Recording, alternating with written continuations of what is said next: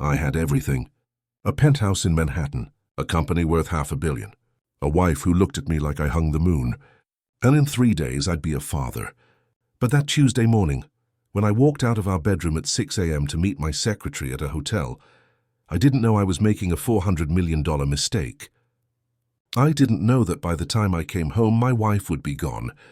And I definitely didn't know that the quiet, bookish woman I married had enough money to buy my entire company, twice over. My name is Marcus Webb, and this is the story of how I lost everything. That mattered while chasing something that didn't. It started like most disasters do, slowly, then all at once. 6 months before everything fell apart. I hired Sienna Cross as my executive assistant. She was 26, ambitious, sharp as a knife. She wore red lipstick and pencil skirts, and she laughed at my jokes in meetings. After 12 years of marriage, that felt like oxygen.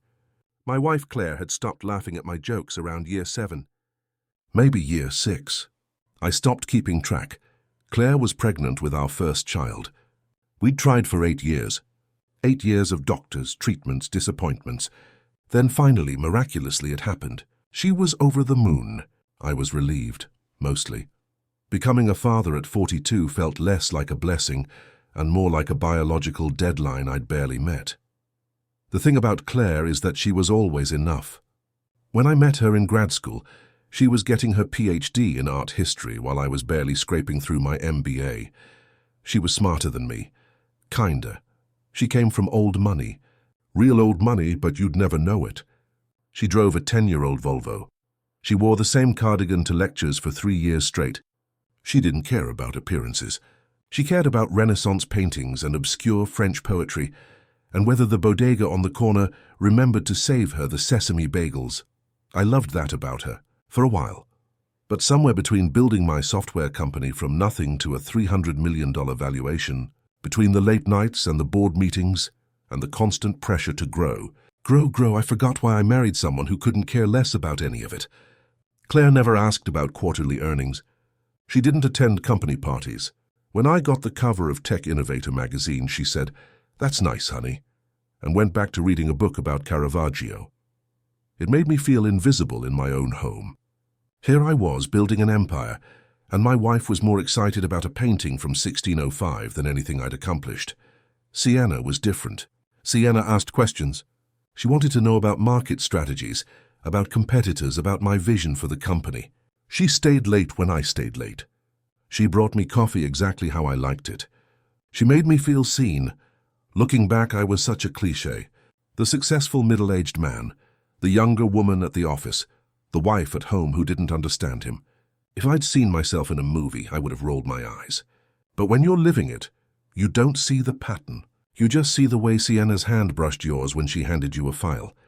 You just feel the electric charge when she leaned over your desk to point at a spreadsheet. The affair started 4 months ago. Late night at the office, celebrating a major client signing, champagne, her hand on my arm. The way she looked at me and said, "You're incredible, you know that." I kissed her. She kissed me back.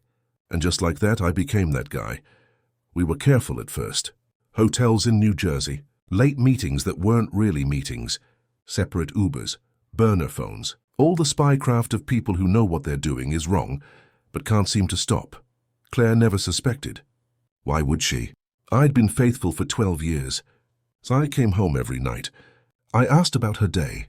I rubbed her swollen feet when they hurt. I assembled the crib we'd bought for the nursery. I was present enough. Or so I thought. The truth is, I'd checked out months before the affair even started. I was there physically, but mentally.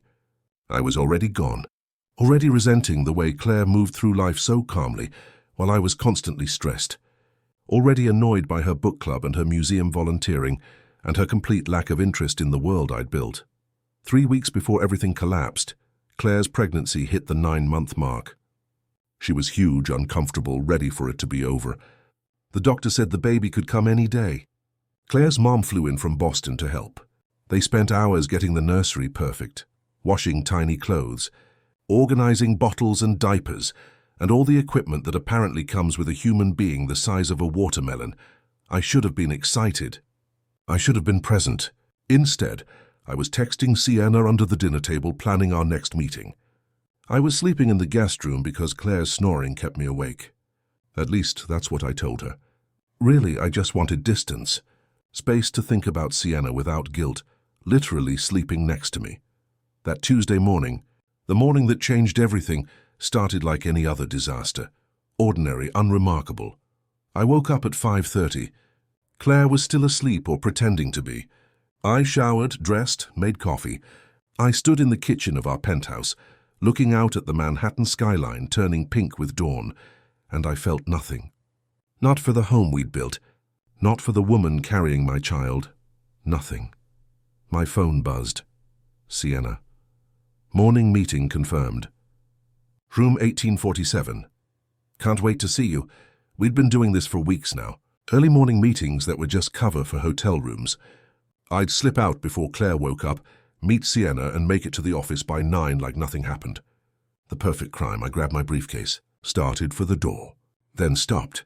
Something, maybe the last shred of my conscience, made me walk back to the bedroom. Claire was awake, sitting up against the pillows, one hand on her belly.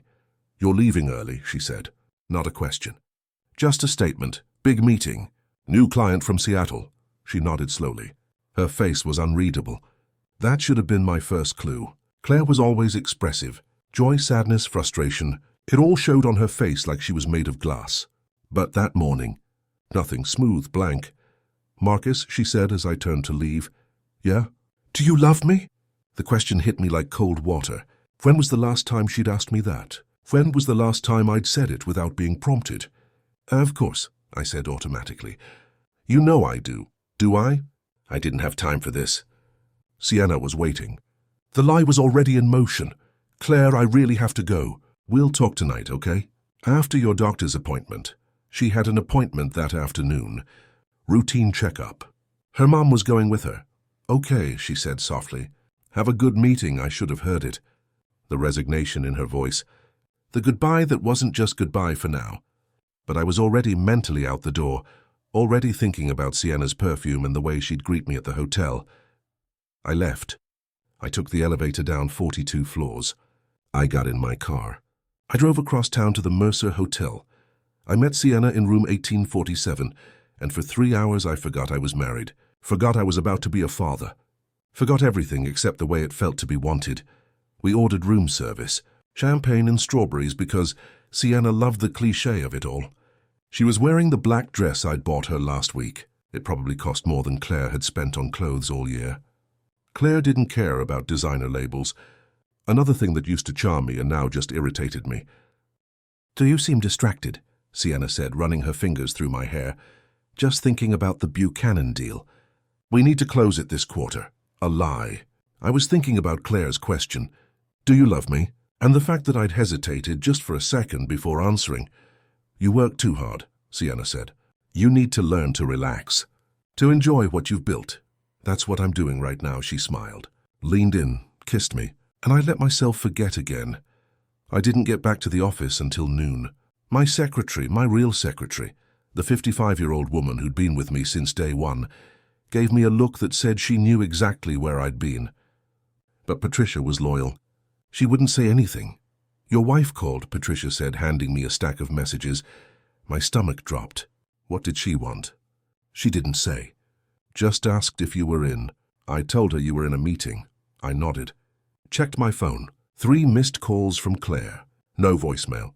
That was strange. Claire never called me at work unless it was important. I texted her. "Sorry, was in meetings." "Everything okay?" No response. I tried calling. Straight to voicemail. Weird. But I had an afternoon full of meetings and I told myself I'd deal with it later. Maybe her phone died. Maybe she was at the doctor and couldn't answer. Maybe. I didn't try again. At 7 p.m. I wrapped up a conference call with investors in Singapore. Sienna had left hours ago. We'd agreed to be more careful, to space out our meetings. The thrill was starting to fade anyway, replaced by the logistics of maintaining a double life. It was getting exhausting. I drove home in traffic thinking about dinner. Claire's mom was probably cooking. She made this pot roast that Claire loved. My mother-in-law had never liked me much, but she was polite. Civil. I could handle one dinner. I used my key to open the penthouse door. The apartment was dark, quiet. "Claire." I called out. Margaret? No answer. I flipped on the lights. The living room looked normal. Expensive furniture, Claire's art books scattered on the coffee table, the view of Central Park through floor-to-ceiling windows. Claire? I walked toward the bedroom. Empty. The bed was made. Her slippers were gone from beside it. The book she'd been reading, gone from the nightstand. I checked the nursery. The crib we'd assembled together stood empty, ready and waiting. But something was off. I couldn't put my finger on it. Then I saw it. The dresser where we'd stacked all the baby clothes, empty. The closet where we'd stored diapers and supplies, empty. My heart started to pound. I went to our bedroom, threw open Claire's closet. Half empty. Her favorite dresses gone. Her shoes, the comfortable ones she actually wore, gone. The suitcase we kept on the top shelf, gone. I pulled out my phone, called her. Straight to voicemail, called her mother. Straight to voicemail. I stood in our bedroom, the room where we'd slept together for 8 years, where we'd made love and fought and made up and planned our future, and I felt the first real stab of fear. She'd left. My 9 months pregnant wife had packed her things and left. I called everyone. Her mother, her sister in California, her college roommate, her book club friends. No one answered. Or if they did answer, they claimed they didn't know where Claire was. But I could hear it in their voices. The knowledge, the judgment, they knew. They just weren't telling me. By midnight, I was pacing the apartment like a caged animal. I'd left 14 voicemails. Sent 30 texts, nothing. Radio silence. This wasn't like Claire. She was responsible, practical. She wouldn't just disappear, especially not this close to her due date. What if something was wrong? What if she went into labor somewhere and I wasn't there? I called the hospitals. Mount Sinai, Lenox Hill, New York Presbyterian. No, Claire Webb admitted. No, Jane does, matching her description. I even called the police, but they told me what I already knew. An adult has the right to leave. Unless there was evidence of foul play, or she was a danger to herself, there was nothing they could do. 24 hours, they said. Call back in 24 hours. I sat on our couch, our expensive Italian leather couch that Claire had never wanted in the first place, and I tried to think, tried to figure out where she would go. But the truth was, I didn't know my wife well enough anymore to guess. I didn't know her favorite coffee shop, or where she liked to walk, or who she called when she was upset. When had I stopped knowing her? My phone rang. I lunged for it. Not Claire, Sienna. Hey, I've been thinking about you, she purred. Want to grab a late drink? Not now. My voice came out sharper than I intended. What's wrong? Nothing, Family emergency. I'll call you tomorrow. I hung up before she could respond. I didn't want to talk to Sienna.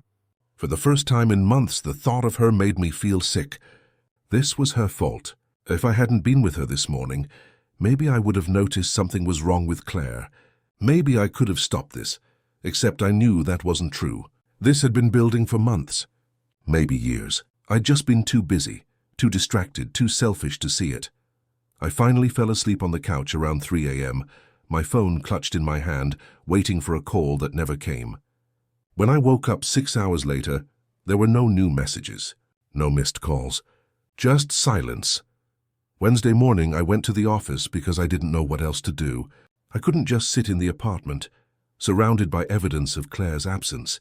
At least at work, I could pretend everything was normal. Patricia took one look at my face and brought me coffee without a word. Sienna tried to catch my eye in the morning meeting, but I avoided her gaze. Everything about her suddenly seemed artificial. The red lipstick, the calculated smiles. Had I really been stupid enough to throw away my marriage for this? At lunch, I got a call from an unknown number. I answered before the first ring finished. Mr. Webb, this is James Hartley from Hartley and Associates. I'm calling on behalf of my client, Claire Webb. A lawyer. She'd hired a lawyer. Where is she? I demanded. Is she okay? Is the baby?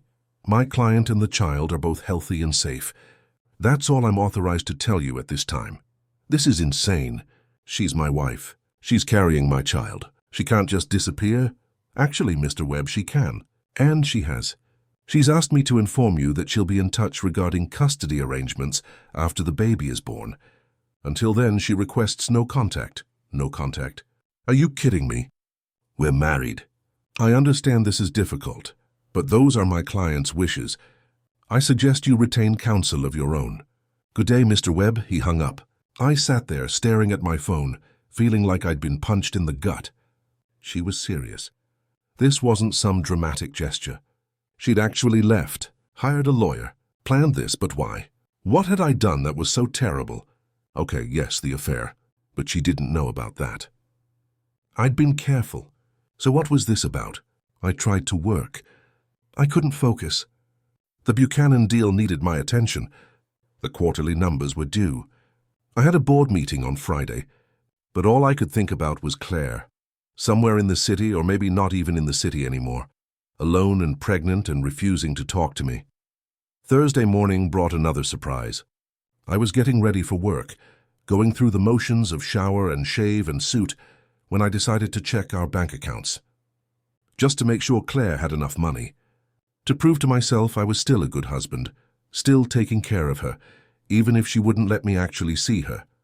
I logged into our joint account, the one we'd opened when we got married. We each had our own accounts too, but this was for household expenses, shared purchases, the mortgage on the penthouse we'd sold when we moved to this rental. The balance should have been around $80,000. We kept a cushion for emergencies. The balance was $417.63. I stared at the screen, refreshed it. The number stayed the same. $417. There had to be a mistake. I checked the transaction history. Tuesday afternoon, 2:47 p.m., while I was in my office pretending to work. One withdrawal, $79,582.37. Transferred to an account I didn't recognize, but that wasn't even the shocking part. I kept scrolling. Tuesday afternoon, 3:15 p.m., another transfer from our joint savings, $250,000 gone, to a different account. My hands were shaking. That was our emergency fund, money we'd saved for the baby, for unexpected expenses, for security. How dare she? In what world was it okay to just take $350,000 and disappear? I called the bank, demanded they reverse the transactions. Fraud, I said. Unauthorized withdrawals. The customer service representative was polite but firm. Sir, according to our records, both account holders have equal access and withdrawal rights. The transactions were completed with proper authentication. There's no fraud here. But she didn't tell me. She just took the money. That's not a banking issue, sir. That's a personal matter. I suggest you contact the other account holder directly. I slammed the phone down. Tried calling Claire again, voicemail, called her lawyer. He wouldn't take my call. Left a message that was probably more angry than strategic. $330,000. That was what she'd taken. Money we'd saved together. Money that was supposed to be for our future, for our child.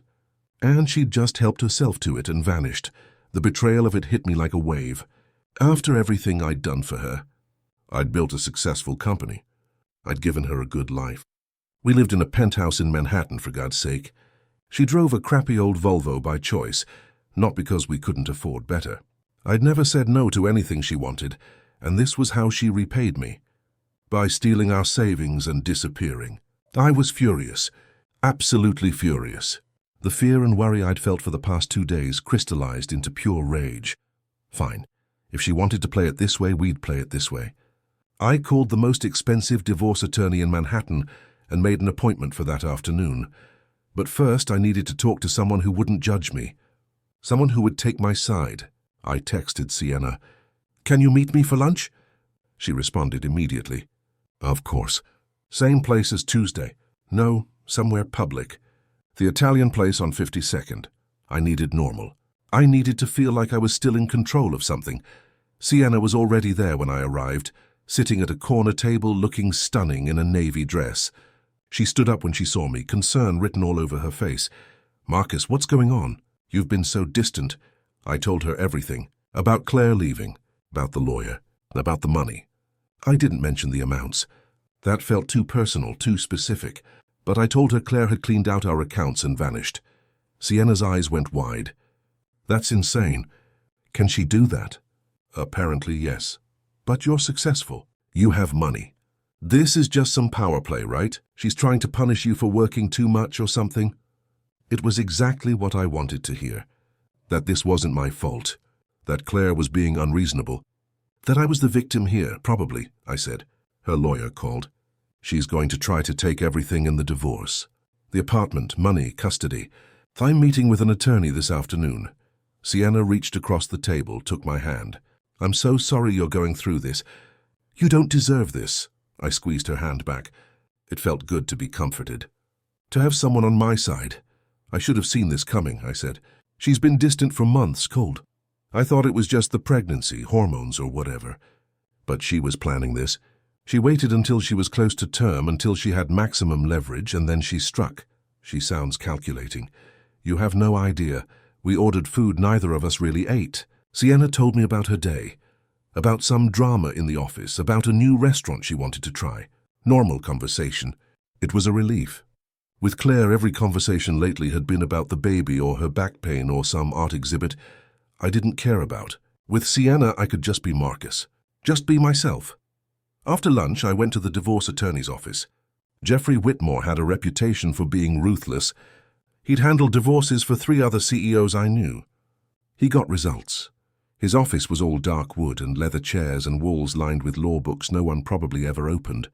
He was 60, silver-haired with the kind of confident handshake that cost $600 an hour. I told him the situation. He listened, took notes, asked pointed questions. Has she filed for divorce yet? He asked. No, at least not that I know of. Good.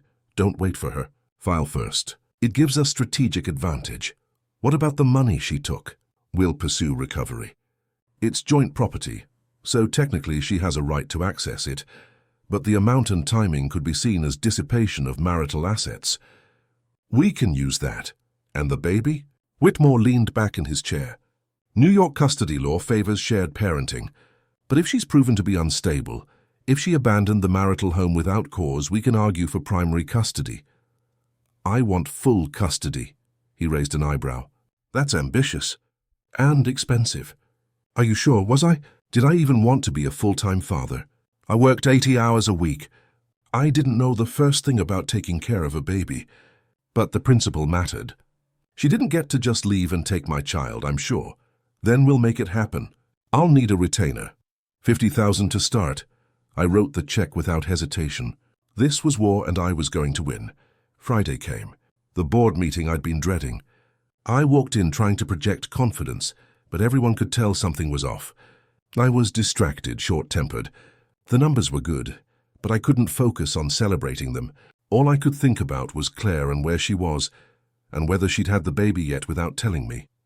After the meeting, one of my board members, Richard, pulled me aside. Marcus, is everything all right? You seem off.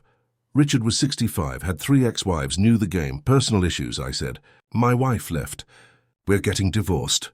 He nodded knowingly. The pregnant one. Yeah, tough timing. How far along? She's due any day now, he winced. Expensive timing, too. Make sure you get a good lawyer and protect your assets. Women have a way of taking everything they can in situations like this. Already on it. Good man. And hey, between you and me, sometimes these things work out for the best. My 3rd wife left me for her yoga instructor. Best thing that ever happened to me. Met my 4th wife 6 months later. He grinned. She's a swimsuit model. 28, I forced a smile. Was that my future? A string of younger women, each one replacing the last. Gerd sounded empty, hollow. But maybe that was just the shock talking. That night I went home to the empty penthouse and opened a bottle of scotch. Expensive stuff. 50-year-old single malt that I'd been saving for when the baby was born. Seemed like a good enough reason to open it now. I sat on the balcony, looking out at the city lights, drinking and thinking. Somewhere out there, Claire was probably tucking herself into bed. Maybe her mother was with her. Maybe she was in some hotel room alone, watching TV with her hand on her belly, feeling the baby kick. Our baby, my baby. Did she think about me? Did she regret leaving? Or was she relieved to be free of me? I poured another drink. And another. By the time I stumbled to bed, the bottle was half empty and I still didn't have any answers. Saturday morning, I woke up with a splitting headache and a dozen missed calls from Sienna. I'd told her I needed space, needed to deal with the Claire situation, but she wasn't getting the hint. I ignored the calls. Took 3 aspirin, Stood in the shower letting hot water beat down on my head, trying to wash away the hangover and the guilt and the creeping sense that I'd made a terrible mistake. Not the affair. The affair was a symptom.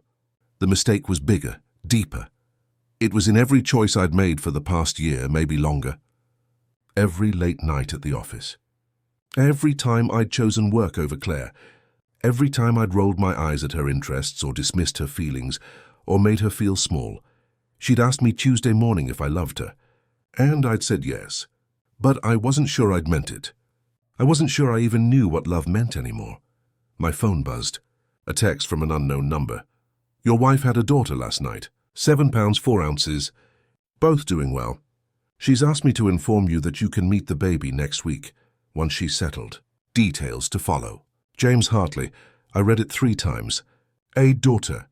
I had a daughter, and I'd missed it. I'd missed the birth of my child because I was too busy destroying my marriage to be there. I sat down on the edge of the bed, still in my towel, water dripping onto the hardwood floor, and I felt something crack inside my chest. A daughter. My daughter, and her first moments in the world were without me. I called Hartley's office, got his voicemail, left a message that was half congratulations, half desperate plea to let me see my child. He didn't call back that day. For Sunday. By Monday morning I was losing my mind. That's when I made my second big mistake. I called Sienna. I need to see you, I said. Of course, when? Now, your place. I drove to her apartment in Tribeca, the one I'd helped her afford with a generous raise 6 months ago. She answered the door in a silk robe, smiling. I've missed you, she said. I kissed her, hard, desperate, trying to feel something other than the black hole in my chest. We stumbled to her bedroom, and for an hour I forgot about Claire and the baby, and the mess I'd made of everything. Afterward, lying in Sienna's bed, staring at her ceiling, I felt worse than before, empty, used up. You're thinking about her, Sienna said. I have a daughter. She was born Saturday night. Sienna sat up. What? You didn't tell me. I just found out. And you came here? I needed to not think about it. She was quiet for a long moment. Then she said, you still love her. Who? Your wife. Did I? I didn't know anymore. I knew I missed her. I knew I regretted my choices, but love? I wasn't sure I'd ever really loved Claire the way she deserved. Not the way she'd loved me. It doesn't matter, I said. She's gone. Is she? Because it seems like she's still here, in your head, in everything you do. I got dressed, left Sienna's apartment, drove aimlessly through the city, ending up in Central Park, watching families with strollers, children on swings, couples holding hands. The life I was supposed to have, the life I'd thrown away. Tuesday morning, exactly 1 week after Claire left, I got an email, not from her lawyer, from Claire herself. No message. Just an attachment, a birth certificate. Baby girl Webb, Amelia Rose Webb. Mother, Claire Elizabeth Webb. Father, Marcus Anthony Webb. Amelia. We'd talked about names months ago. Claire had loved Amelia. I'd wanted something more modern. Madison or Harper. But seeing it there, official and real, Amelia felt perfect. There was a second attachment. A photo, my daughter. She had Claire's nose. My dark hair. She was wrapped in a pink blanket, eyes closed, tiny fist pressed against her cheek. She was perfect. I stared at that photo for 20 minutes. My daughter. I was a father. And I'd never felt more terrified or more unworthy. The third attachment was a document. A proposed custody arrangement. Supervised visitation. Every other Saturday. 4 hours at a time. Supervised by a court-appointed monitor, because Claire's lawyer had apparently painted me as an unfit father. I forwarded it to Whitmore. His response came within minutes. Unacceptable. We file for emergency custody hearing. This is parental alienation. But was it? I'd abandoned my pregnant wife to sleep with my secretary. I'd missed my daughter's birth. I'd spent the past week feeling sorry for myself, instead of fighting to be there for my child. Maybe I was an unfit father. The custody battle started fast and brutal. Whitmore filed for emergency custody on Wednesday. By Friday, we were in family court, sitting across from Claire's lawyer in a conference room that smelled like old coffee and desperation. I hadn't seen Claire in 2 weeks. When she walked in, I barely recognized her. She'd lost the pregnancy weight already. She was wearing a simple black dress, her hair pulled back, no makeup. She looked exhausted and beautiful and completely done with me. She wouldn't look at me. Not once during the entire 2-hour mediation. Her lawyer, Hartley, laid out their position. Claire was breastfeeding. The baby needed her mother. I could have supervised visits until Amelia was 6 months old. Then we'd revisit. Whitmore countered. I was the father. I had rights. The only reason I'd missed the birth was because Claire had fled without notice. This was parental alienation. I deserved equal custody from day one. Back and forth. Legal arguments. Precedents, cases from the 90s about breastfeeding mothers and fathers' rights. It was all so clinical. So divorced from the reality that we were talking about my daughter. Our daughter. Finally, the mediator called for a break. Hartley and Claire stepped into the hallway. Whitmore went to make a call. I was left alone in the conference room, my head in my hands. The door opened. I looked up, expecting Whitmore. It was Claire. We stared at each other for a long moment. She closed the door behind her, sat down across from me. Up close, I could see the dark circles under her eyes. The exhaustion of new motherhood written all over her face. Claire, I started. I'm so sorry. I should have been there. I should have. Why? She asked quietly. Why what? Why should you have been there? You haven't been there for months, Marcus. Why start now? She's my daughter, is she? Claire's voice was soft but cutting. Because you didn't want this baby. You wanted to wait. You said the timing wasn't right. You said we should focus on the company first. That was true. 3 years ago, when we'd started trying, I'd been ambivalent. But I'd come around mostly. I did want her. I do want her. You want the idea of her. You want to win. That's what this is about, isn't it? You can't stand that I left. You can't stand that I took control. So now you're trying to take my daughter to punish me. Our daughter, she corrected, who you've never even met, who you've shown no interest in meeting. You filed for custody before you asked to see her. She was right. Whitmore had advised me to file first, establish dominance, show the court I was serious. But I hadn't asked to meet Amelia. Hadn't asked about her feeding schedule or her sleep patterns, or whether she was healthy. I'd gone straight to legal warfare. I want to meet her, I said. Please, let me meet my daughter. Claire was quiet for a long moment. Then she pulled out her phone, scrolled through photos, turned the screen toward me. Amelia. So many photos of Amelia, sleeping, eating, crying, making a scrunched-up face. Tiny and perfect and mine. She doesn't sleep more than 2 hours at a time, Claire said. She hates being put down. She only stops crying when I sing to her. She has a birthmark on her left shoulder that looks like a butterfly. She smells like milk and baby powder, and she's the best thing that's ever happened to me. Her voice cracked on the last word. I saw tears in her eyes. I'm sorry, I said again. It felt completely inadequate. For what? For the affair? For leaving me alone for 9 months while you built your empire? For making me feel invisible in my own marriage? For missing the birth of your daughter? What exactly are you sorry for, Marcus? The affair. She knew about the affair. My face must have shown my shock because Claire laughed, bitter, harsh. Did you really think I didn't know? I've known since March.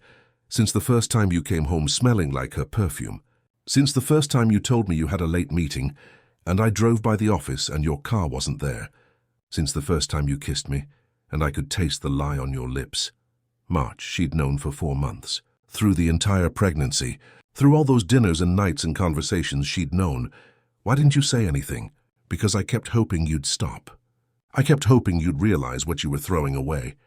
I kept hoping that when the baby came, you'd wake up and remember who we used to be. She wiped her eyes. But then that Tuesday morning you left. You left me 9 months pregnant to go be with her. And I realized you were never going to wake up. You were already gone. Claire, do you love her? What? Your secretary, Sienna. Do you love her, did I? In that moment, sitting across from my wife, looking at photos of my daughter, the affair seemed like a fantasy. A stupid, selfish fantasy that had cost me everything. No, I said.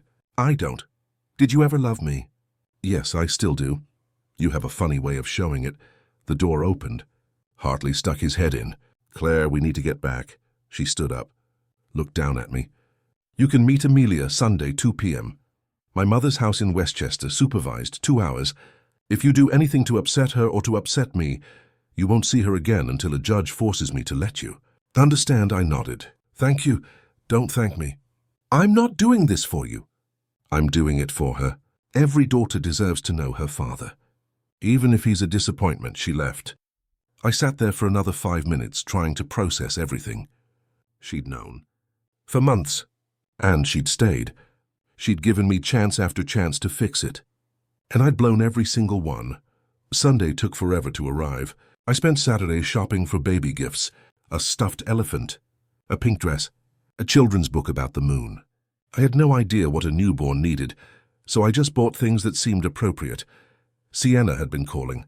I'd been ignoring her. Friday night, she showed up at my apartment. "You've been avoiding me," she said when I opened the door. "I've been dealing with my divorce. Are we okay?" Us. Was there even an us? Or had there just been me, running from my problems, and her, enjoying the attention and the expensive gifts? "I'm meeting my daughter tomorrow," I said instead of answering. "That's great. I'm happy for you." "Are you?" "'Cause you don't seem happy. You seem annoyed that I'm paying attention to my family instead of you." Her face hardened. "That's not fair. None of this is fair, Sienna. I cheated on my pregnant wife. I destroyed my marriage. I missed my daughter's birth. Nothing about this situation is fair. So what are you saying?" "I'm saying I need space. I need to focus on being a father. And us? There is no us. There never really was. We were just two people making bad choices." She stared at me for a long moment. Then she turned and left without another word. I closed the door, leaned against it, and felt a small sense of relief. One problem solved. 17,000 more to go. Sunday afternoon, I drove to Westchester. Claire's mother lived in a beautiful colonial house with a huge yard. I'd been here for Thanksgiving a few times, back when Claire's mother still tolerated me. Now when she opened the door, her face was pure ice. Margaret, thank you for letting me come. I'm not doing it for you, everyone kept saying that. I got the message. She led me to the living room. Claire was sitting in an armchair, holding a small pink bundle. My heart stopped. "Hi," I said stupidly. "Hi," Claire replied. "This is Amelia." She stood up carefully and brought the baby closer. I got my first real look at my daughter. She was awake, staring at nothing in particular with dark blue eyes. Her tiny hand was waving in the air. She made a small noise, something between a squeak and a sigh. "Do you want to hold her?" Claire asked. "Can I?" "That's why you're here." She showed me how to support Amelia's head, how to cradle her in my arms. The baby was so light, so small, so impossibly fragile. I was terrified I'd drop her or break her or do something wrong. But then Amelia looked up at me. Her eyes focused on my face, and something shifted inside my chest. Something huge and overwhelming and terrifying. This was my daughter. This tiny person was mine. I'd helped create her. And I'd almost missed everything. "Hi, Amelia," I whispered. "I'm your dad. I'm so sorry I wasn't there when you were born. I'm sorry for a lot of things. But I'm here now. I promise I'm here now." She made another small noise. Her hand grabbed my finger. Her grip was surprisingly strong. I sat down carefully, afraid to move, afraid to breathe wrong. Claire sat across from me, watching. Her mother stood in the doorway. Arms crossed, guardian angel or prison warden. I wasn't sure which. "She looks like you," I said to Claire. "She has your hair." Best of both worlds, Claire almost smiled. Almost. For 2 hours, I held my daughter. Fed her a bottle that Claire had prepared. Watched her fall asleep in my arms. Listened to Claire tell me about her birth, about the labor that lasted 14 hours, about the moment they'd placed Amelia on her chest and she'd counted 10 fingers and 10 toes, and felt complete for the first time in her life. I should have been there for that. I should have been the one cutting the cord, the one seeing my daughter's first breath. But I'd been too busy being an idiot. When my time was up, when Claire said Amelia needed to eat and nap, I didn't want to leave. I wanted to stay, to keep holding this perfect little person who was mine. "Can I come back?" I asked. "Next week?" Claire hesitated, then nodded. "Same time. Same rules. Thank you." I handed Amelia back. Watched Claire settle her against her shoulder. Watched the baby immediately relax into her mother's touch. They belonged together. I was the intruder here, the one who'd forfeited his place. I drove back to Manhattan with my eyes blurry. I wasn't crying. I was just overwhelmed by what I'd lost, by what I still had to lose. At home, I opened my laptop, searched for divorce settlements, custody arrangements, anything that would tell me how to fix this. But there was no easy answer. No magic formula for undoing betrayal. My phone buzzed. A text from Whitmore. Heard the meeting went well. Let's push for more access. We can use your compliance as leverage. I stared at the message. Leverage, that's all this was to him. A game, a negotiation. But this was my daughter. My family, I texted back. Let's hold off on aggressive moves. I want to work with Claire, not against her. His response was immediate. Bad strategy. You're giving away your power. Maybe I was. Or maybe I was finally learning that there were more important things than winning. Monday morning I went into the office for the first time in a week with a clear head. I had work to do. The company wouldn't run itself, but I also had a daughter now. I had responsibilities beyond quarterly earnings and board meetings. Patricia handed me my coffee and a stack of messages. One from Sienna. I threw it away without reading it. How's the baby? Patricia asked. Perfect, beautiful, terrifying. She smiled. That's parenthood in 3 words. When do I get the handbook? There isn't one. You just figure it out as you go. Make mistakes, apologize, do better, repeat. Sounded familiar. I spent the morning in meetings, but my mind kept drifting to Amelia. To the way she'd grabbed my finger. To the little sounds she made.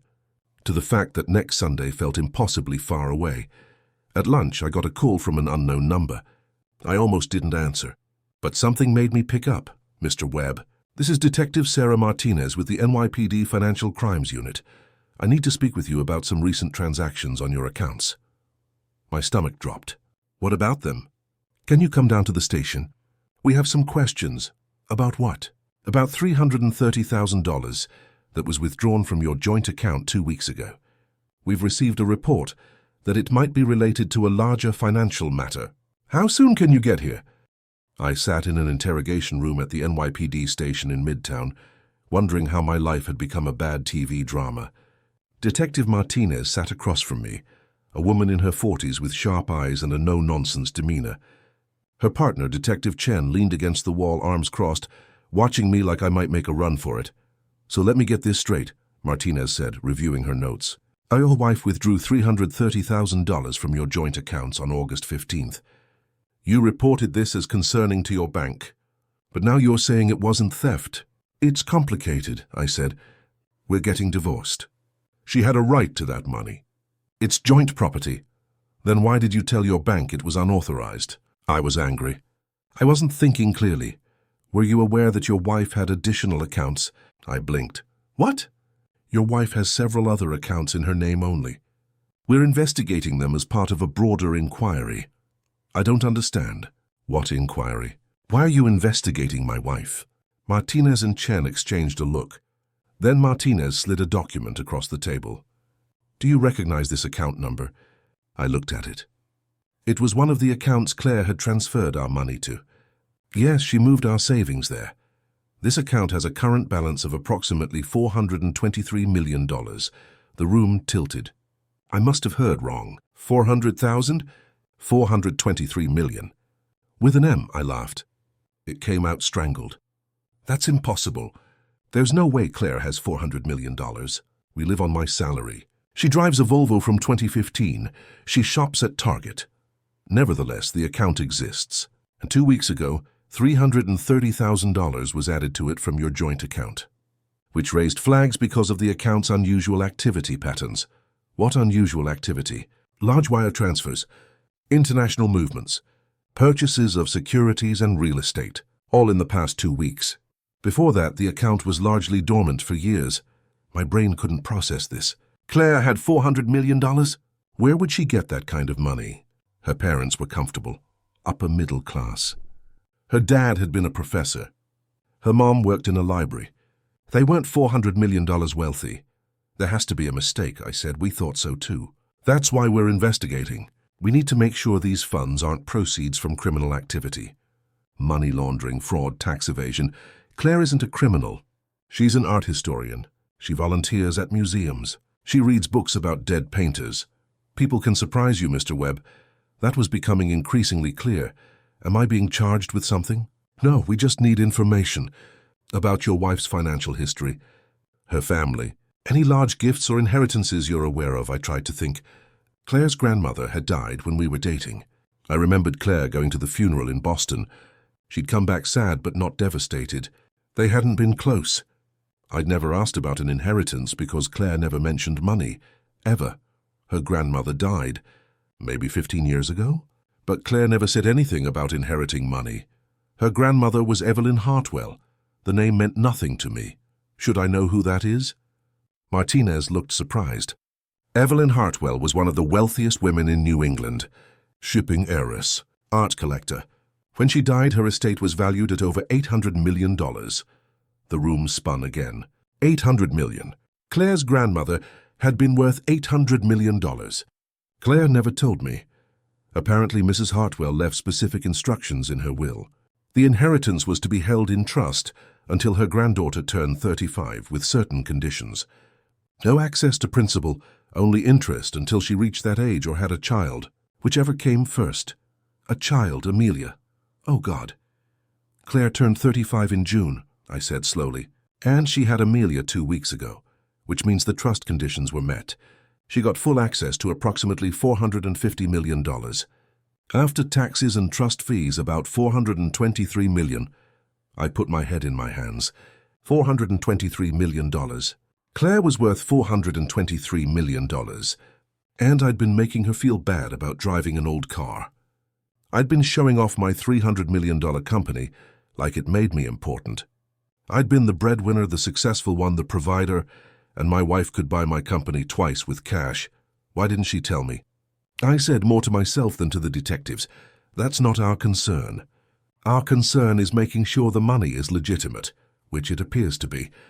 We needed to verify you weren't involved in any scheme to hide or move these assets. I didn't even know they existed until 5 minutes ago. That's becoming clear. One more question. Do you know a woman named Sienna Cross? My head snapped up. Why?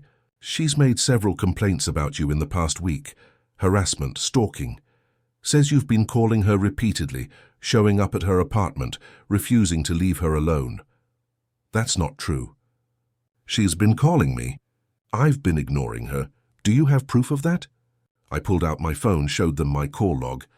15 calls from Sienna in the past week. Only one outgoing call from me to her, the Monday after Amelia was born. Chen moved forward, looked at the screen. Made a note. Ms. Cross also claims you promised her money. A payment of $50,000 for services rendered.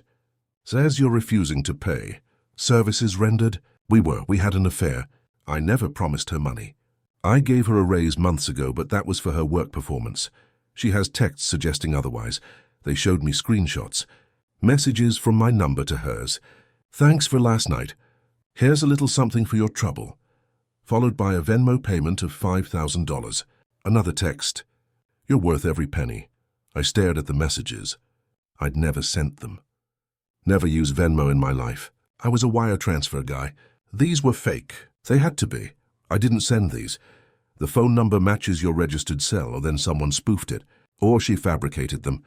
I don't know. But I didn't send these messages. Martinez took the phone back. We'll investigate. But Mr. Webb, I'd suggest you get a lawyer. Not just for the divorce. For everything. Because it looks like your soon-to-be ex-wife is very wealthy, and your girlfriend is very angry. That's a bad combination. They let me go after another 30 minutes of questions. I walked out of the police station into bright afternoon sunlight, feeling like I'd been hit by a truck. Claire had $423 million. She'd had it all along, or at least the promise of it, and she'd never told me why. Why live in my world, in my shadow, when she could have had anything? Why drive that crappy car and wear Target clothes, and let me play the big shot when she was the one with real money? I called Whitmore from my car. We need to talk now.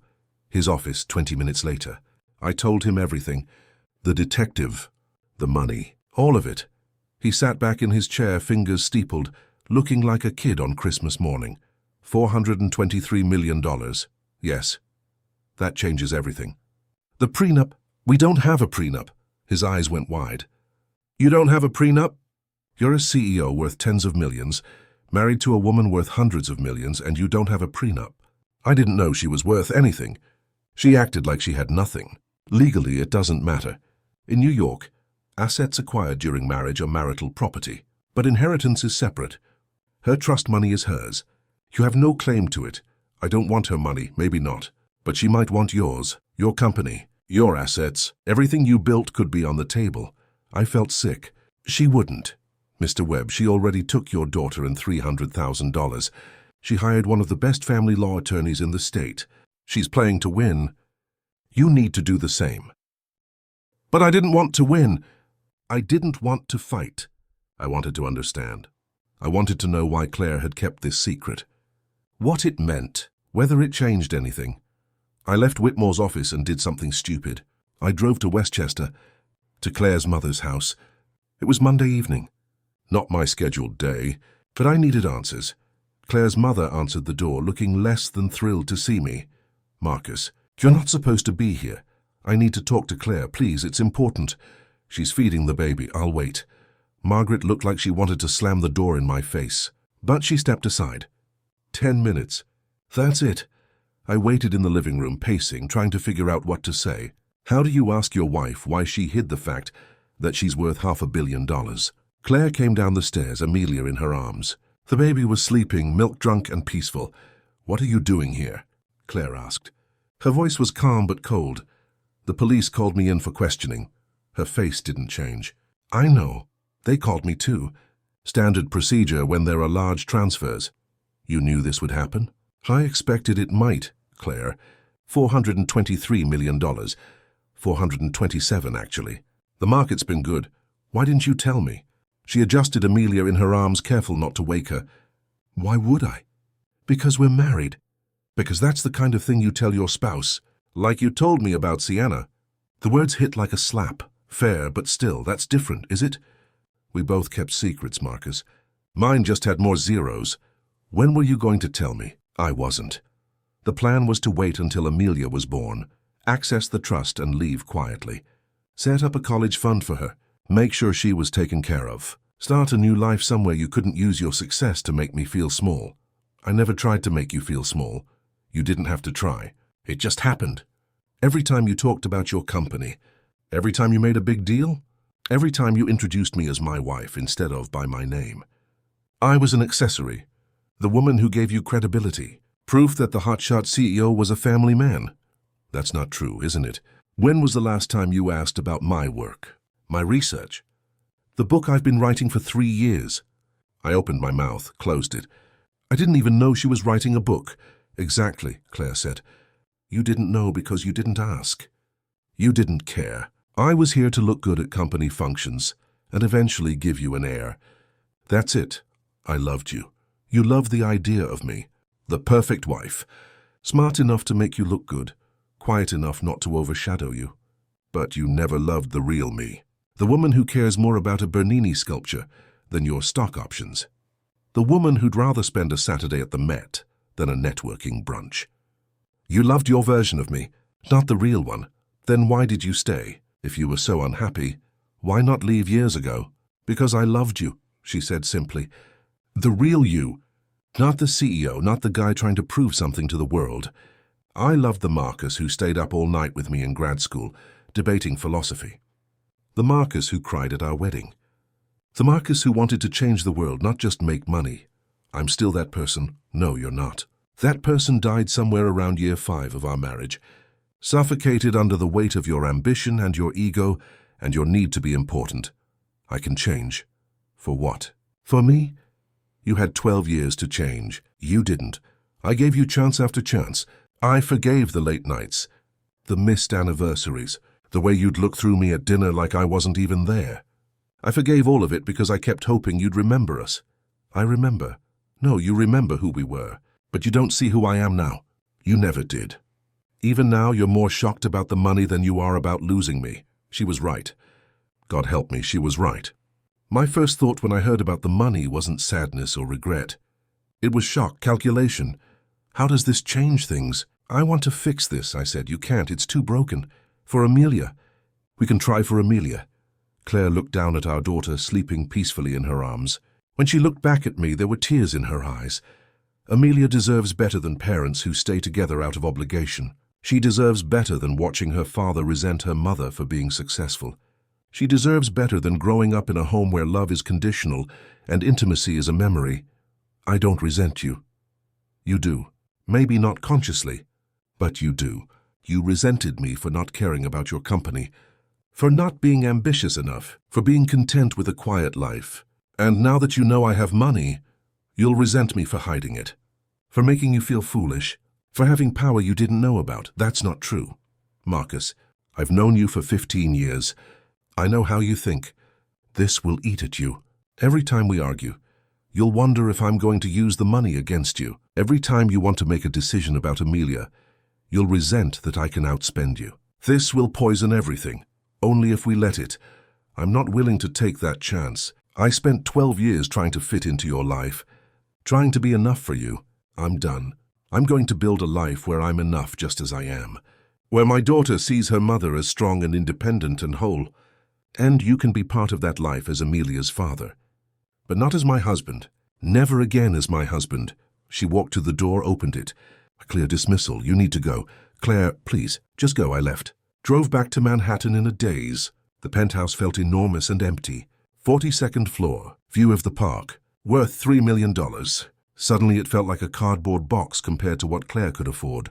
I poured a drink. Sat on the balcony. Looked at my phone. 17 missed calls from Sienna. 6 from Whitmore. 23 emails marked urgent. I ignored all of them. Pulled up the photos Claire had shown me of Amelia. Scrolled through them. My daughter. The only thing in my life that mattered anymore. My phone rang. Unknown number. I almost didn't answer, but I was tired of ignoring things. Hello? Mr. Webb? This is Jennifer Park from the New York Post. I'm writing a story about your divorce and I'd love to get a comment from you. My blood ran cold. How did you get this number? We received an anonymous tip about your wife's inheritance and your affair with your secretary. I'm running the story tomorrow. Would you like to comment? No comment. The source says you were emotionally abusive, that you gaslit your wife for years, that you abandoned her while she was pregnant. Is any of that true? No comment. What about Sienna Cross? Is it true you promised to leave your wife for her, and then reneged when you found out about the money? That's not. I never. No comment. I hung up. Stared at the phone. An anonymous tip. Sienna. It had to be Sienna. Hell hath no fury and all that. The story would run tomorrow. My affair would be public. The money would be public. Every dirty detail of my failed marriage would be splashed across tabloids and gossip sites. My company. The board. Our investors. They'd see it all. I called Whitmore. We have a problem. The story broke at 6 a.m. I know because I was already awake staring at my phone, watching my life implode in real time. Tech CEO's 400 men out of divorce. Billionaire wife leaves cheating husband. The Post went with that headline. Other outlets picked it up within hours. By noon I was trending on Twitter. By 2 p.m. there were camera crews outside my building. The article had everything. The affair with Sienna, Claire's hidden inheritance, the fact that I'd missed my daughter's birth, anonymous quotes from close friends saying I'd been emotionally abusive, controlling, dismissive of Claire's work. My phone exploded. Reporters, board members, investors, friends I hadn't talked to in years, suddenly concerned. And Sienna? 15 calls from Sienna in the first hour alone. I finally answered. Did you do this? I demanded. Do what? Her voice was innocent. Too innocent, the story. Did you leak it to the press? Why would I do that? Because you're angry. Because I ended things. You didn't end things, Marcus. You ghosted me. After months of promises. After telling me you were leaving your wife. After making me believe we had a future. I never promised to leave Claire. You said your marriage was over. You said she didn't understand you. You said I was what you needed. Had I said those things? Probably. In the heat of the moment. In hotel rooms and stolen afternoons. I'd said whatever it took to justify what we were doing. I made a mistake, I said. The affair was a mistake. But I never promised you marriage. You promised me a future. And then you found out your wife is rich and suddenly I'm not good enough anymore. That's not what happened, no? Because from where I'm sitting, it looks like you used me and threw me away. And now you're trying to crawl back to your wife because she has money. I'm trying to be a father to my daughter. Right, the daughter you didn't want. The daughter you complained about for months. But now she's worth $400 million, so suddenly you're father of the year. Amelia isn't worth anything. The money is Claire's. You're so full of shit, Marcus. You only care about things when they benefit you. The company, your reputation, now your daughter, because she comes with a trust fund. You're transparent and pathetic, and I can't believe I wasted 6 months on you. If you hate me so much, why the fake texts? Why tell the police I owe you money? Because you do owe me. You owe me for 6 months of my life, for making me believe I mattered, for turning me into the other woman, and then acting like I'm the villain. You're not the villain. We both are. Speak for yourself, she hung up. I threw my phone across the room. It hit the wall, screen cracking. Poetic. By Wednesday, I'd hired a crisis PR firm. They advised me to lay low, release a carefully worded statement, and wait for the news cycle to move on. But the story had legs. Claire's money made it irresistible. The woman scorned angle. The powerful CEO brought low. Business Insider ran a piece. How Marcus Webb built an empire while neglecting his marriage. TechCrunch had an opinion column. The Tech Bro Playbook. Why success doesn't excuse bad behavior. My company's stock dropped 8% in 2 days. The board called an emergency meeting. I had to face 12 people who'd trusted me, who'd believed I could lead, and explain why my personal life was tanking the company's value. This is a distraction, I told them, but it's being handled. The divorce will be finalized within months. I'm taking steps to ensure my personal issues don't affect the company. Richard, the board member who'd given me advice about his ex-wives, spoke up. Marcus, we're concerned about leadership, about judgment. You're going through a difficult time. Maybe you should step back. Let someone else run things for a while. Step back? This is my company, and we need to protect it. The negative press is affecting our relationships with clients. 3 of them have called expressing concern. We can't afford to lose business because of your divorce. That's temporary. This will blow over, will it? Because from where we're sitting, it looks like it's getting worse. Your girlfriend is giving interviews. Your wife's lawyers are making noise about your fitness as a father. Every day there's a new headline. He was right. Sienna had given an interview to a podcast called Betrayed Stories of Modern Dating. She'd painted herself as a victim, the naive young woman seduced by a powerful older man who'd promised her the world and delivered nothing. The comment section was brutal. Half the internet thought she was a homewrecker who got what she deserved. The other half thought I was a predator who'd taken advantage of a subordinate. Both sides agreed I was scum. I need time, I said to the board. Give me 60 days to sort this out.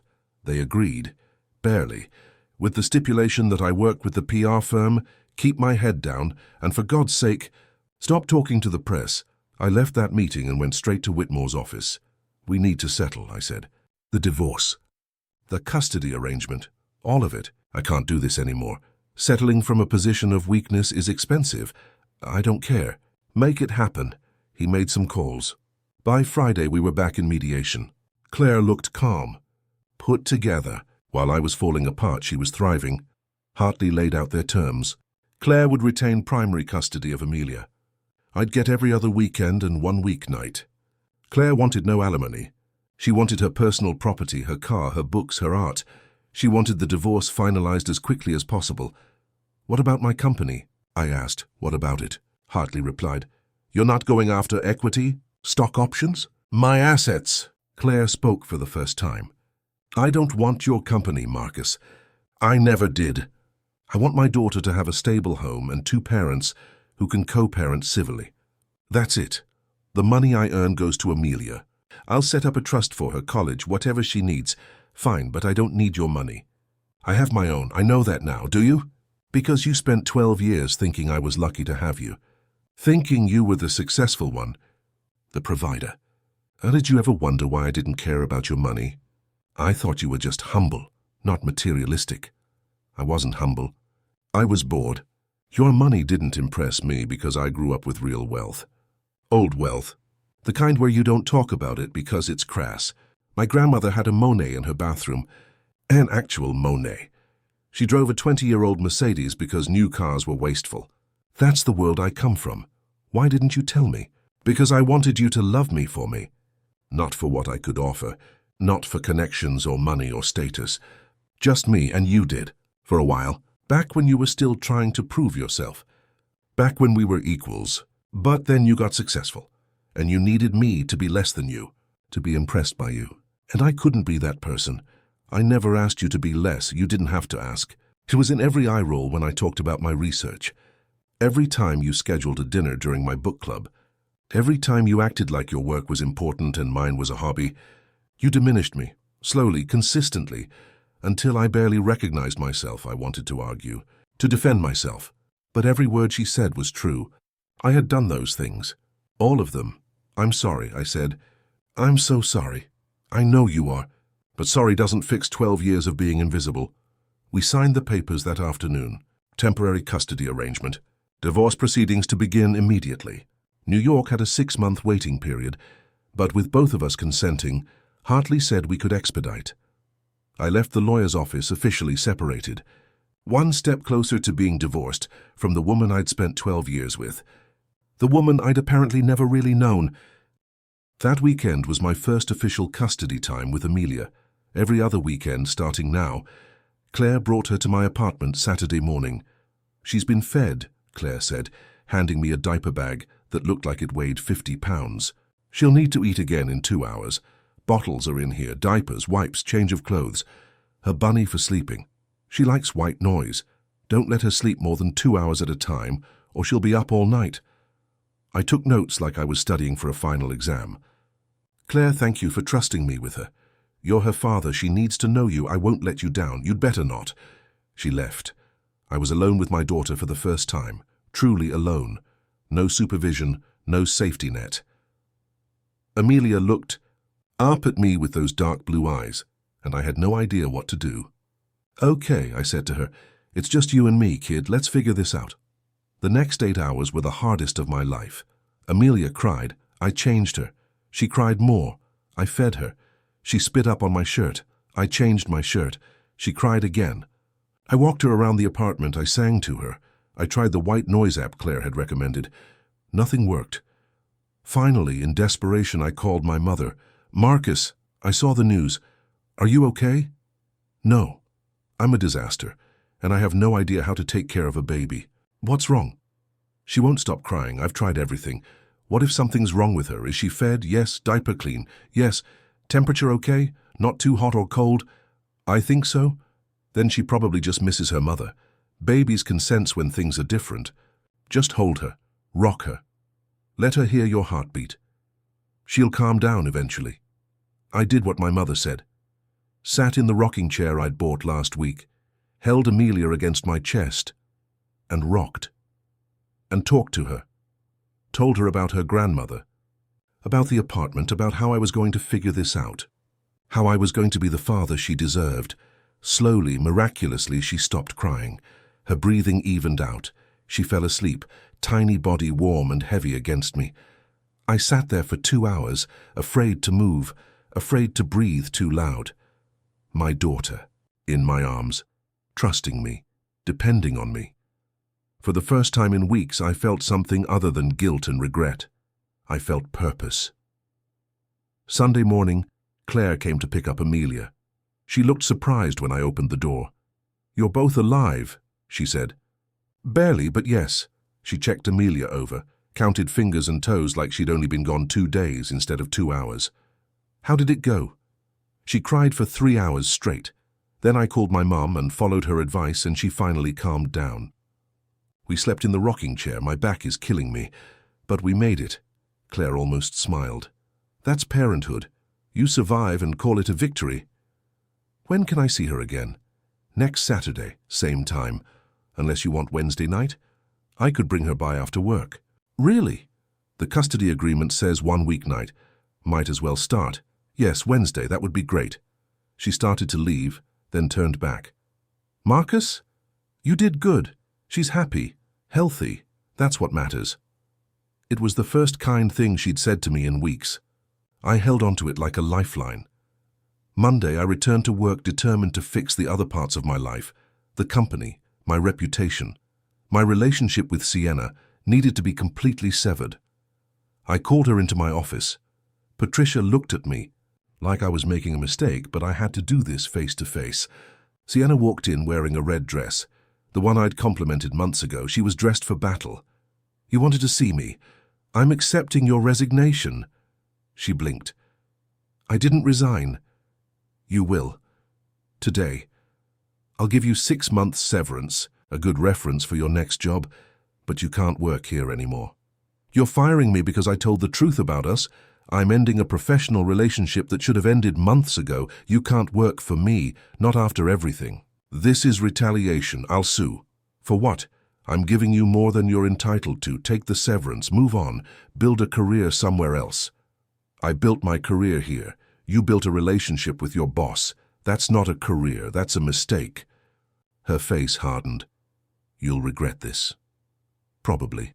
But not as much as I regret the past 6 months. She signed the resignation papers, took the check, and left without another word. Patricia came in after Sienna was gone. That was either very brave or very stupid. Probably both. For what it's worth, you did the right thing. Why didn't you say anything when you knew about the affair? Not my place. Besides, would you have listened? No. Exactly. Some lessons you have to learn the hard way. That night, alone in my apartment, I made a list. Everything I needed to fix, everything I needed to become. 1. Be a good father. Actually show up. Learn what Amelia needs. Be present. 2. Rebuild the company's reputation. Work twice as hard. Prove the board's trust wasn't misplaced. 3. Figure out who I was without the affair, without the ego, without the need to prove myself. It was a long list, an overwhelming list, but I had time. 6 months until the divorce was final. 18 years until Amelia was grown. The rest of my life to become someone better than who I'd been. I looked at my phone. A text from Claire. A photo of Amelia sleeping, peaceful and perfect. She's asking about her dad, or she would be if she could talk. See you Wednesday. I saved the photo, stared at it until my vision blurred. I'd lost my wife, my marriage, my dignity. $400 million I never even knew I could have had. But I still had Amelia. I still had a chance to be her father. And maybe, just maybe, that was enough. 3 months into co-parenting, I'd settled into a routine. Wednesdays after work and every other weekend, Amelia was mine. The rest of the time I worked. I'd thrown myself back into the company with a focus I hadn't had in years. No distractions, no affairs, just work and my daughter. The stock had recovered. The board was cautiously optimistic. I'd done 3 interviews with tech publications, carefully managed by the PR firm, acknowledging my mistakes without dwelling on them. The narrative was shifting from cheating CEO to dedicated father rebuilding his life. It was all very calculated, all very strategic. But it was working. Amelia was 3 months old now. She smiled. Real, genuine smiles that lit up her whole face. She'd grab my finger and hold on like I was her whole world. When I sang to her badly and off-key, she'd stop crying and stare at me like I was performing at Carnegie Hall. Being her father was the only thing I hadn't screwed up. Yet Claire and I were civil. We did handoffs in the lobby of my building, brief conversations about Amelia's schedule, her development, her needs. Nothing personal, nothing about us. The divorce was proceeding smoothly.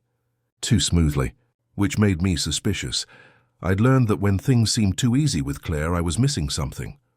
Wednesday evening, she brought Amelia by for our weekly visit. But instead of her usual quick handoff, she hesitated. "Can we talk?" she asked. "About Amelia?" "About everything." We went up to my apartment. Amelia fell asleep almost immediately in the portable crib I kept in the bedroom. Claire sat on the couch, the same couch where I'd spent that awful first night after she left. "The divorce will be final in 2 weeks," she said. "I know. And I'm moving." My stomach dropped. "Where?" "Boston. My mom's getting older. I want to be closer to her. And I've been offered a position at the Museum of Fine Arts, curator of European art. It's my dream job.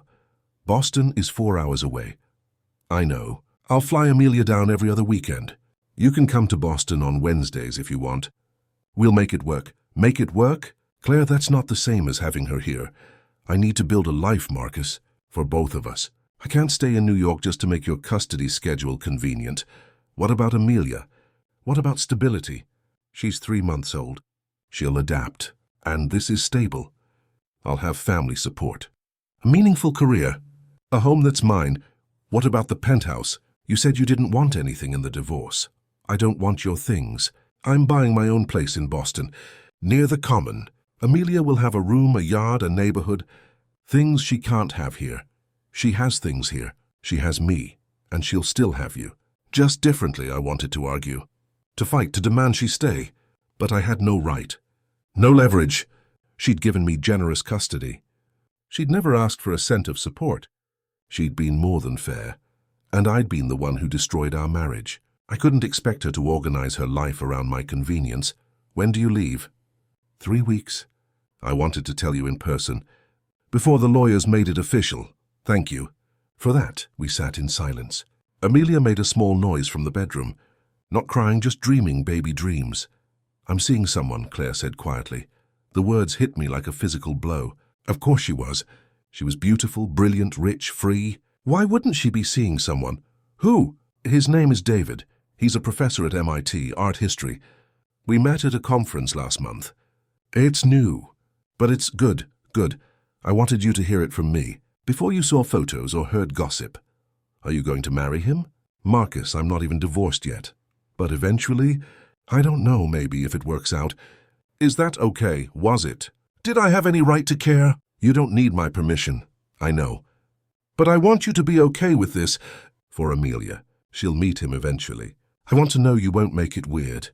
I won't make it weird, it was already weird. The thought of another man with Claire, another man being a stepfather to my daughter, made me want to break things.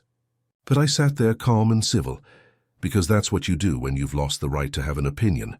What about you? Claire asked. Are you seeing anyone? No, I'm just focusing on work. And Amelia. You should. See people, I mean. You shouldn't be alone. I'm fine alone. Are you?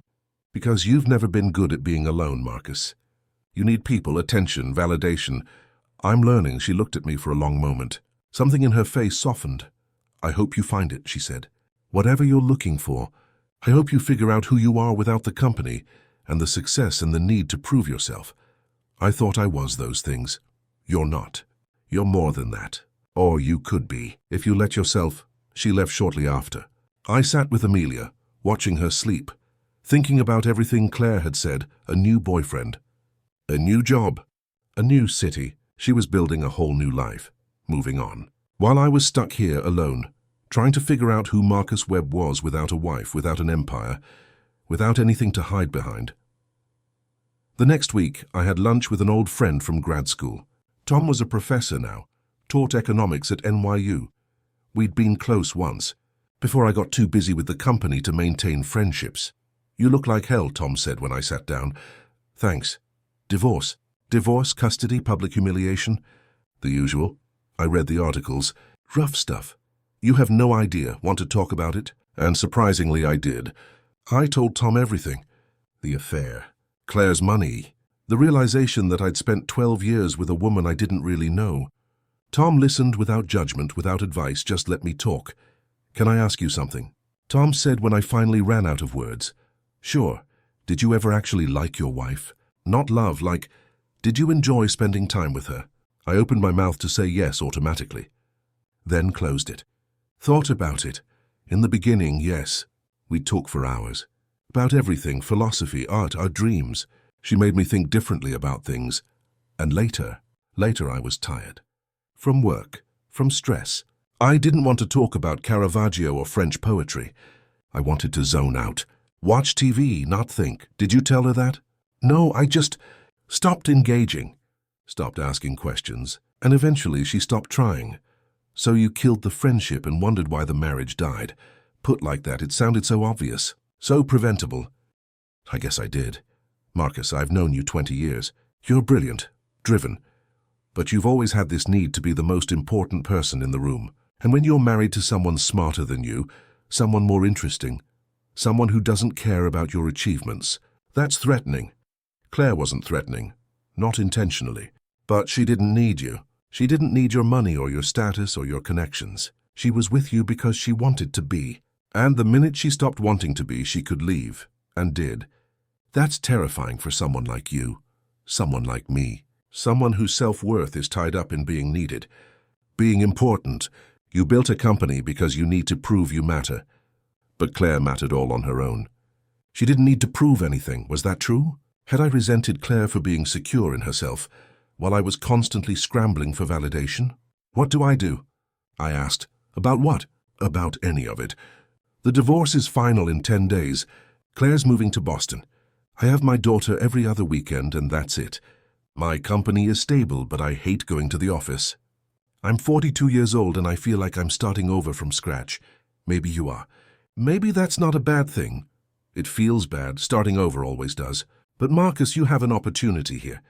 To figure out who you are without the pressure to be impressive. Without the wife you were trying to prove yourself to. Just you. That's valuable. It's lonely, for now. But you'll find people.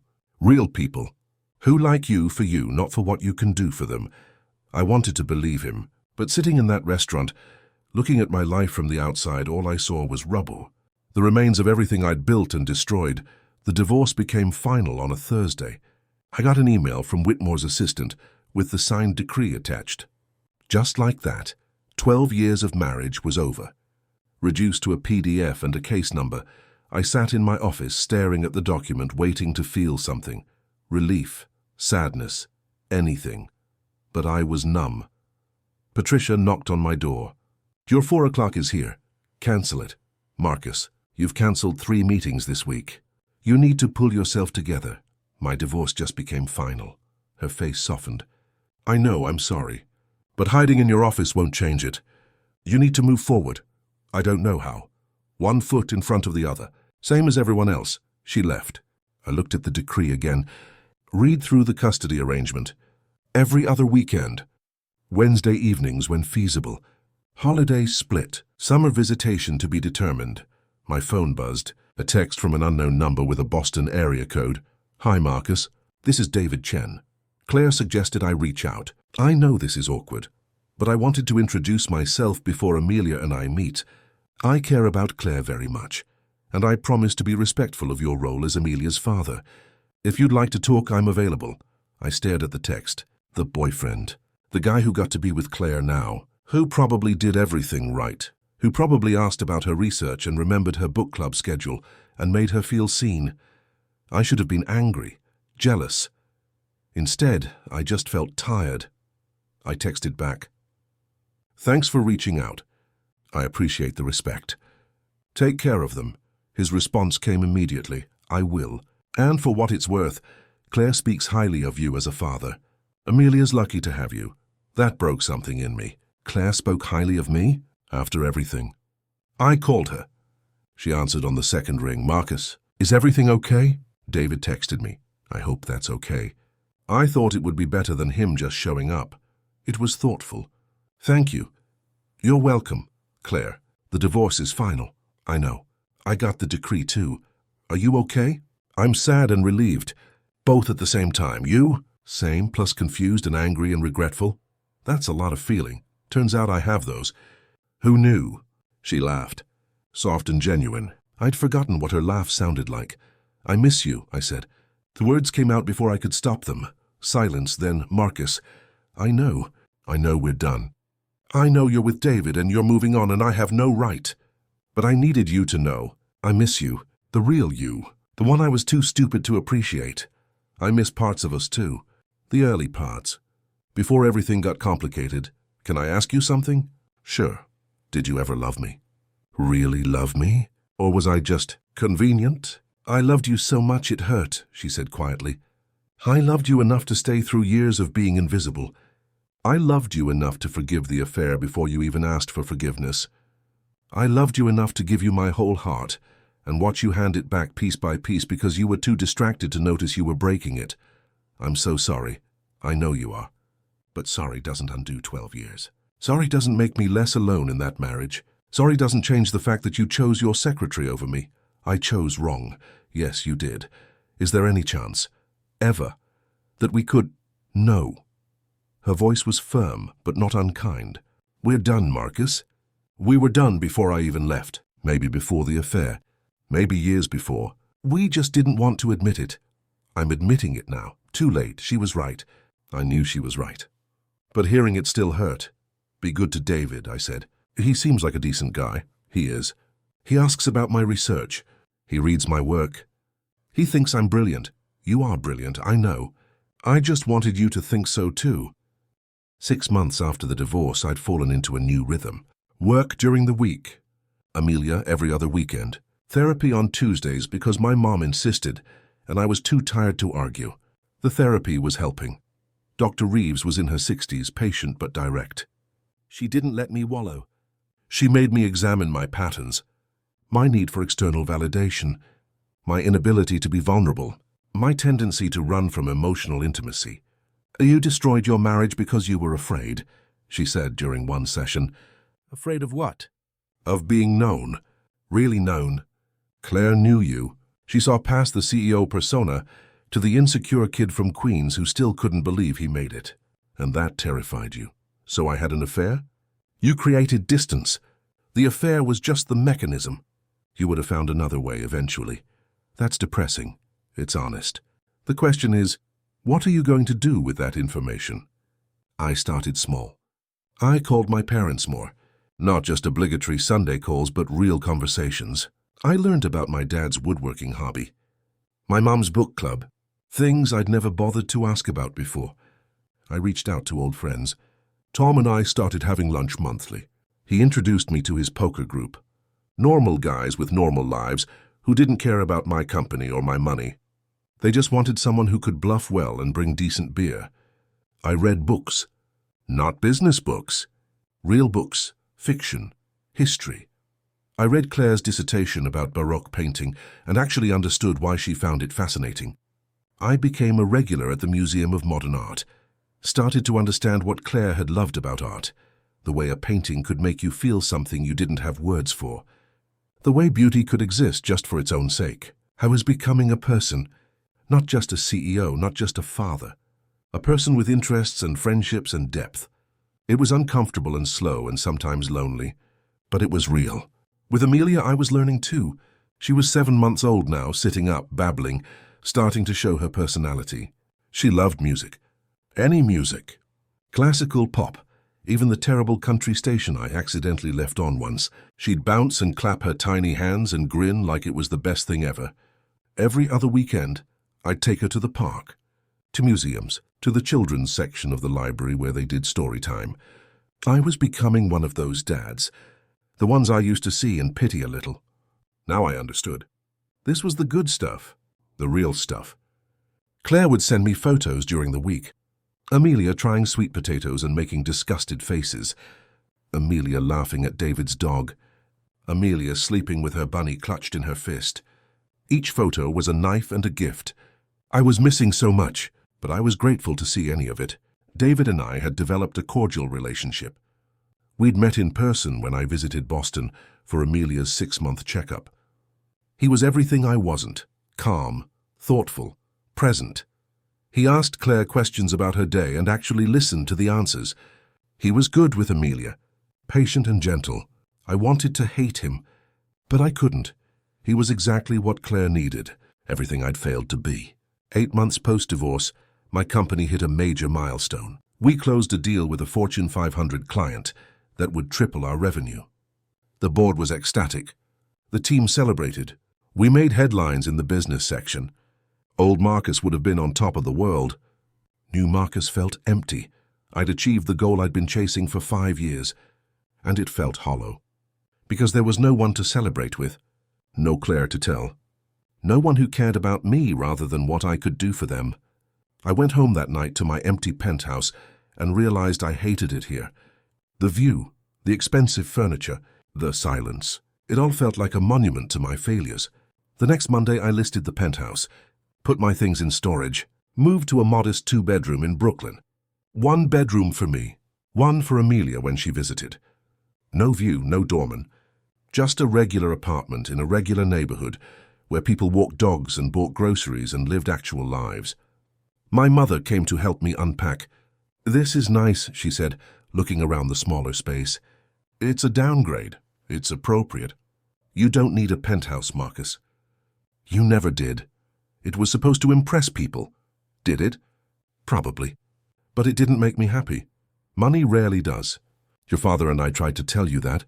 I should have listened." She smiled, patted my cheek like I was 10 years old. "You're listening now. That's what matters. I settled into Brooklyn, learned my neighbors' names, walked to the bodega for coffee, became a regular at the Thai place on the corner. It was so normal it almost hurt. But it was also good real. 10 months post-divorce, I got an email from Sienna. I'm sorry for everything. For my part in destroying your marriage, for the lies I told the police, for the media circus. I was hurt and angry and I lashed out. But you didn't deserve all of it. I hope you're doing okay. I hope Amelia is healthy and happy. I hope you found peace. As I stared at the email for a long time. Part of me wanted to be angry, to remind her of the damage she'd caused. But what was the point? We'd both made mistakes. Both hurt people. Both needed to move forward. I wrote back, "Thank you for the apology. I hope you're doing well too. I'm sorry for my part in everything. Take care." Short, simple, closure. A year after the divorce, I flew to Boston for Amelia's first birthday. Claire had invited me to the party. David would be there. Claire's family. Her friends. It would be awkward. But it was Amelia's day. I'd survive. The party was at Claire's new house. Beautiful brownstone in Back Bay. Tastefully decorated. Art on the walls. Books everywhere. It looked like her. Really her. Not the version of her that had lived in my world. Amelia was walking now. Wobbly and unsteady, but determined. She saw me and shrieked, toddled over with her arms outstretched. I picked her up and she grabbed my face with both hands, babbling something that might have been Dada. My heart exploded. "Someone's happy to see you," Claire said, smiling. "The feeling is mutual." David came over, shook my hand. We made small talk. It was civil, almost friendly. The party was lovely. Cake and balloons and baby-appropriate games. Amelia smashed her face into a cupcake and laughed. She opened presents with help, more interested in the wrapping paper than the toys. I watched Claire and David together. The easy way they moved around each other. The casual touches. The inside jokes. They fit, really fit. And I was happy for her, genuinely happy. She deserved this. Deserved someone who saw her. At the end of the party, when guests were leaving, Claire walked me to the door. "Thank you for coming," she said. "Thank you for inviting me. You're good with her." "With Amelia. I see how much you love her. She's the best thing I've ever done. We did good. With her, you did good. I'm just trying to keep up." Claire laughed. "Don't sell yourself short. You've changed. Really changed. I can see it. Therapy helps. So does having nothing to prove anymore. How's the company? Good, growing. But I hired a COO to handle day-to-day. I'm stepping back, focusing on strategy and life. Good for you. How's David? He's wonderful. It's serious. I think he's going to propose soon." There it was. The final door closing. But it didn't hurt as much as I'd expected. "I'm happy for you, Claire, really. You deserve everything. So do you. Have you been seeing anyone?" "I went on a few dates. Nothing serious. I'm not ready yet." "You will be. When the time is right. Maybe." We stood there in her doorway, the late afternoon sun casting long shadows, and I felt something settle. Not closure exactly, but acceptance. This was how it ended. Not with anger or resentment, but with two people who'd loved each other once, who'd created something beautiful together, finding a way to move forward separately. "I'm going to marry him," Claire said quietly. "When he asks." "I wanted you to hear it from me. I appreciate that. Will you be okay?" "Eventually, yeah, I think I will." She hugged me. "Quick and unexpected. Thank you for letting me go. Thank you for waiting as long as you did." I drove back to New York with tears streaming down my face. Not from sadness, from release, from the weight of finally accepting what I'd lost and why I'd lost it. That night in my Brooklyn apartment, I pulled out a journal Dr. Reeves had suggested I keep. Started writing. 1 year ago, I lost my wife. I lost $400 million I never knew existed. I lost my reputation, my dignity, my sense of self. Today, I have my daughter. I have a smaller apartment that feels more like home. I have friends who like me, not what I can do for them.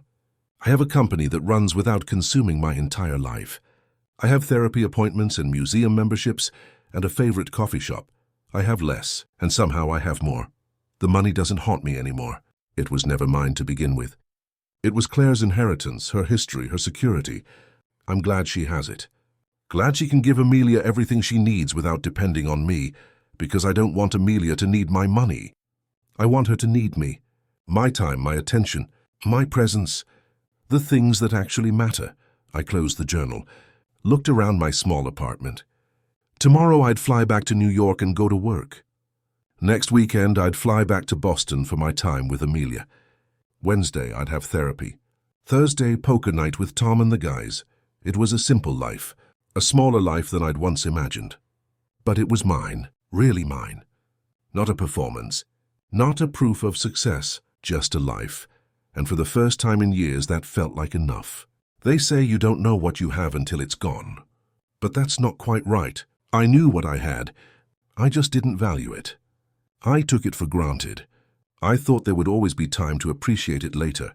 There wasn't. I'm Marcus Webb. 18 months ago, I was a CEO with everything. A beautiful wife. A company worth hundreds of millions. A penthouse with a view. The perfect life on paper. Today, I'm a divorced dad with joint custody. I live in a 2-bedroom in Brooklyn. I see my daughter every other weekend, and it's never enough. My ex-wife is engaged to someone else, someone better than me on paper. I lost everything. But here's what I actually lost. A marriage I'd stopped nurturing. A wife I'd stopped seeing. The illusion that success and money could fill the holes inside me. And here's what I gained. My daughter's first steps. Her first words. The sound of her laugh when I make funny faces. Real friendships with people who know me at my worst and still show up for poker night. A therapist who calls me on my bullshit. A life that's authentic instead of impressive. I lost $400 million I never knew existed. Money that was never mine. Money I would have used to build a bigger empire, buy a bigger apartment, prove to the world I mattered. But Amelia doesn't care about my net worth. She cares that I show up, that I read her the same book 17 times in a row, that I know she likes her sandwiches cut in triangles, not squares, that when she falls, I'm there to pick her up. Claire is getting married next month. I'm invited. I'll go. I'll watch the woman I loved, marry someone who sees her the way I should have. And I'll be genuinely happy for her, because she deserves everything. She always did. The affair with Sienna feels like another life now, a stupid mistake made by someone I barely recognize. Someone so desperate for validation, he destroyed the best thing he ever had. I can't change the past, can't undo the choices, can't get back the years I wasted chasing the wrong things. But I can show up differently now. Be present, be honest. Be the father Amelia deserves and the man I should have been all along. People ask if I regret it. The affair. The divorce. Losing Claire, of course I do. Every single day. But regret without change is just self-pity. So I use it. Let it fuel me to be better. To value what matters. To never again take for granted someone who loves me. I left $400 million on the table. I lost my wife, my marriage, my family. But I found something more valuable. I found out who I am when the empire crumbles. When the facade falls. When there's nothing left but the truth. And the truth is this: I'm just a man who made terrible mistakes and is trying to do better. A father who loves his daughter more than anything. A person learning that being enough doesn't require being impressive. The money would have been nice. The marriage would have been nicer. But you can't rebuild on a foundation of lies and ego and neglect. So I'm starting over. Building something real. Something small. Something true. My daughter is almost 2 now. She calls me Dada. She runs to me when I pick her up. She falls asleep on my chest while I read to her. She doesn't know I'm a CEO, or that her mom is worth $500 million, or that I once threw away everything for an affair that meant nothing. She just knows I'm her dad. And I show up. That's worth more than $400 million. Worth more than any empire. Worth more than anything I thought I wanted. I lost everything to learn that, but I learned it. And maybe, just maybe, that's what I needed all along.